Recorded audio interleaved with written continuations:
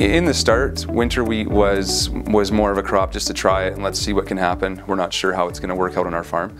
But now it's become a crop where I'm planning, I had this variety of winter wheat on this field, and what am I going to fill in between the 2 years before I want this next variety of winter wheat on that field. So it's become a crop where we're planning ahead where we can actually get it on the farm, and not necessarily, oh, let's just throw winter wheat in there. It's become a crop where we actually plant where we want to be putting winter wheat in the next couple of years on our farm. It's become more of a core crop for us. When I go to set up my crop rotation, I look at where winter wheat will work into it. So I actually work some of my other crops around my winter wheat. So I'll make sure that I'll seed some of my barley crops or some of my pea crops earlier in the year, around the 1st of May or even the end of April, so that way I can have them harvested so I have room for my winter wheat. Some of the rotational benefits are important. Growers are realizing with weeds becoming more resistant to herbicides.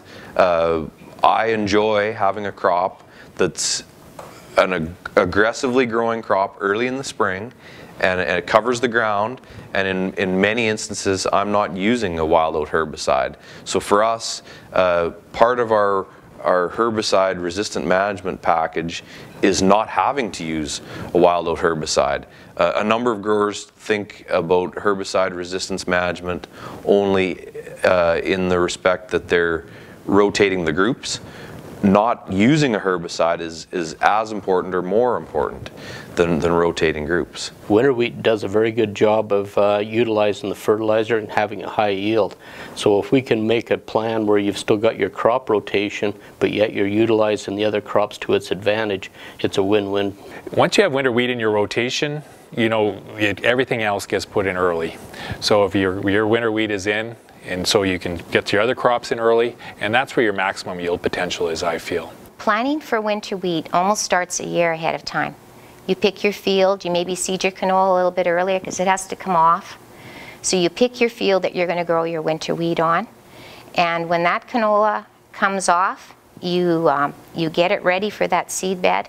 You make sure that it's clean, and you use your certified seed and you bid it in there because you want that winter wheat to be the best that it can be. So you have to go into fall knowing that first chance I get, if you're really lucky, Mother Nature gives you a couple of wet days that are too wet to harvest but not too wet to seed, and it just works out perfect. Getting it in the ground is a function of what you do the fall and spring before the winter wheat is planted. So the single most important thing is to get spring crops planted in a way that allows you to harvest them in time to get winter wheat in the ground. Ordinarily we'll try and seed some canola early and get that crop in the ground where we think we're going to seed our winter wheat in the fall.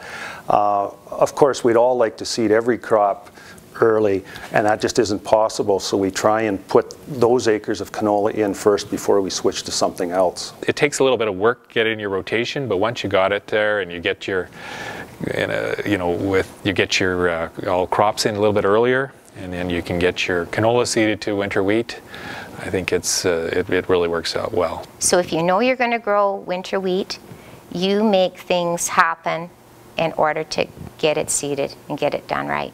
It's part of your farm management plan, and it's worth it because in the spring, if that field should happen to be wet, you know that it's already seeded. You know that your possibilities are already there.